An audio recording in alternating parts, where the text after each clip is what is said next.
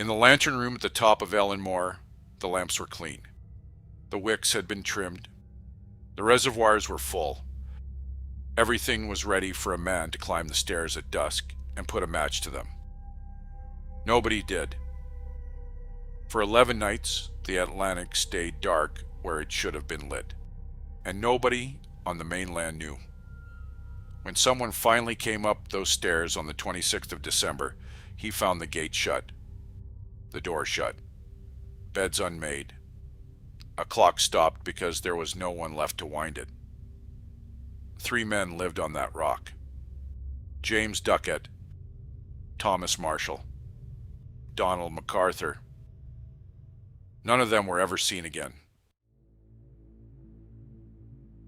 The station was new. Built in 1899, lit for the first time that December. So when these 3 men went out to it, the paint was barely a year old, and the whole thing still had the feel of something recently imposed on a rock that had gone 20 miles out to sea to get away from people. Eilean Mòr is the largest of the Flannan Isles. That is not saying much. Cliffs on every side, no beach, no harbor, 2 stairways cut into the rock so a man could climb up from a boat if the sea led him. There is no way onto that island that does not involve someone deciding the water is calm enough today. James Ducat was their principal keeper.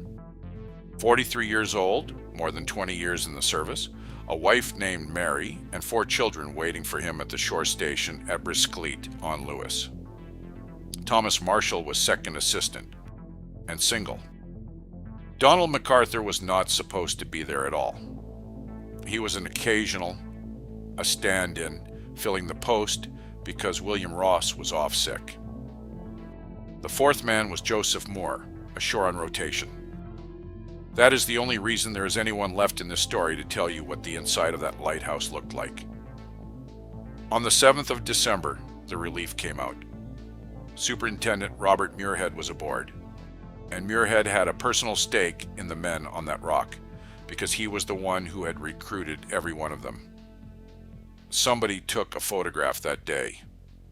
3 keepers, brass buttons, standing on their island in the middle of a working week. 8 days later, the light did not come on. The morning of the 15th of December, somebody went out and took the weather readings and wrote them on the slate, the way it was done every day. Wind, sea state, barometer.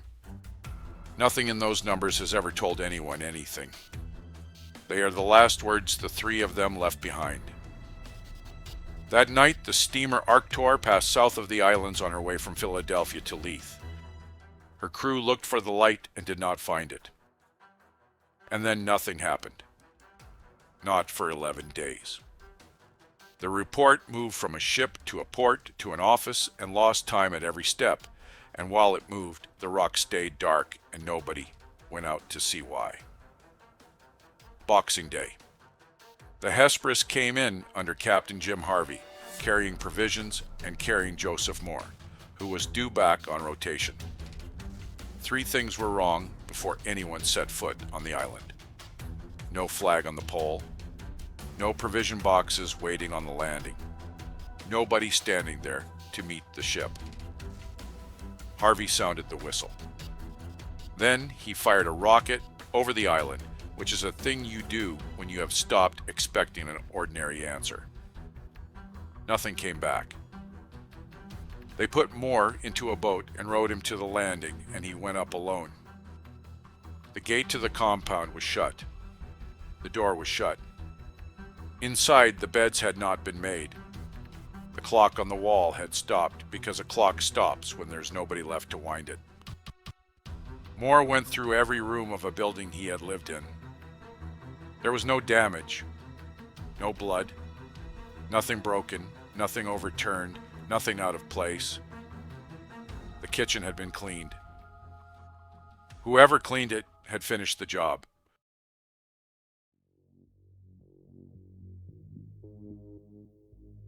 Here's what most people know about this case. A meal left on the table, going cold. A chair knocked over behind it, as though a man had stood up too fast to catch it. A logbook filling up with dread in the days before the end. Marshall writing about winds worse than anything he had seen in 20 years. Ducat going quiet. McArthur, an old soldier, weeping. 3 grown men praying together in a stone tower while the sea came at them. And then the last line, the one everybody quotes. Storm ended. Sea calm. God is over all. None of that happened. There is no meal in any account written in 1900. There is no overturned chair. The meal and the chair were written by a poet named Wilfred Gibson in a ballad published in 1912, 12 years after these men died. He was not there. He never claimed to be. He was writing verse, and the images were good enough that they escaped the poem and got repeated as evidence for 100 years. The logbook is worse. Those entries were invented by a writer named Ernest Flannan for a pulp magazine in a piece called The Strange Log of the Seven Hunters. Late 1920s. Nearly 30 years after the disappearance. There is no such log. There never was. The most famous evidence in this case is a magazine story. And the actual record says something closer to the opposite. Joseph Moore, the man who walked through those rooms, wrote down that the kitchen utensils were clean. Clean, to him, meant the washing had been done. It meant they had eaten and cleared up after themselves and gone on with the day. So take all of it away. No panic, no dread, no warning in the pages. 3 men who had already done the dishes. What is left is harder to hold than the story that replaced it. Robert Muirhead landed on the 29th of December. He was the superintendent sent to find out what had happened, and he was the worst possible man for the job, because he had hired all 3 of them himself. He had been standing on that rock 3 weeks earlier. He had shaken their hands. In his report, he allows himself 1 sentence about that visit, and then goes back to the evidence. The evidence was at the West Landing. There is a wooden box kept up on the cliff there, holding the ropes and the crane handles, the things you need to work the landing and the things the sea will take if you leave them out. It sits more than 100 feet above the water. That height is not an accident. It is a number somebody chose a long time ago, because it was higher than the sea had ever come. The box had been smashed open. Its contents were scattered across the rock. Iron railings, set into concrete, had been twisted and torn out of their sockets. A block of stone weighing something close to a ton had been shifted out of the bed it had sat in.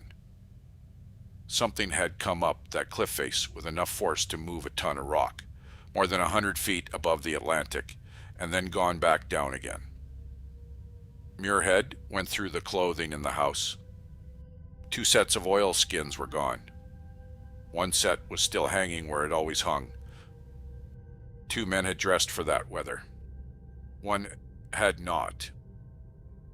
He considered the wind and ruled it out.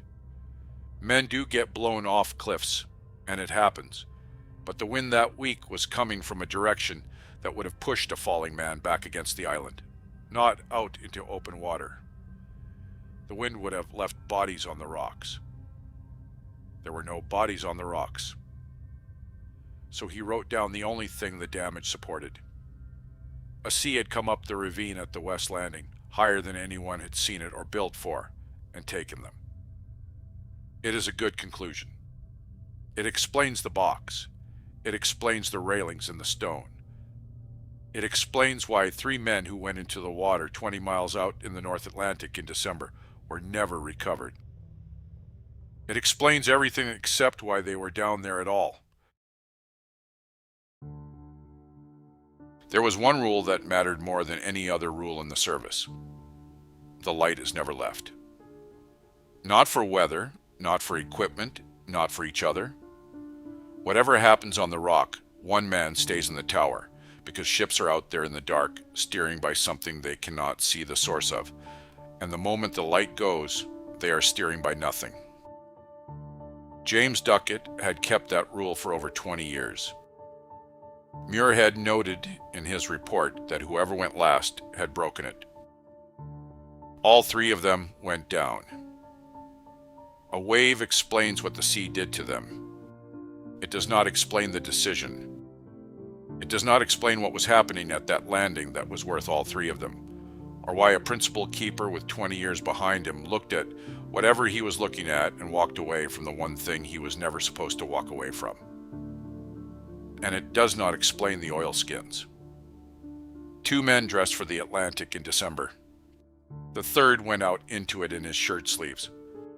Nobody has ever been able to say why a man does that, except that whatever he saw from that doorway did not leave him time to reach for a coat. Up in the lantern room, the lamps were clean, the wicks trimmed, the reservoirs full. Somebody had gone up those stairs that morning and prepared the light for the evening, the way it had been prepared every evening for a year, and then had gone down to the water and not come back to strike the match. They were never found. Not that winter, not the next one, not in 125 years since. The lamps stayed ready. 11 nights out on the edge of the Atlantic, everything set and waiting, and nobody left on Eilean Mòr to light it.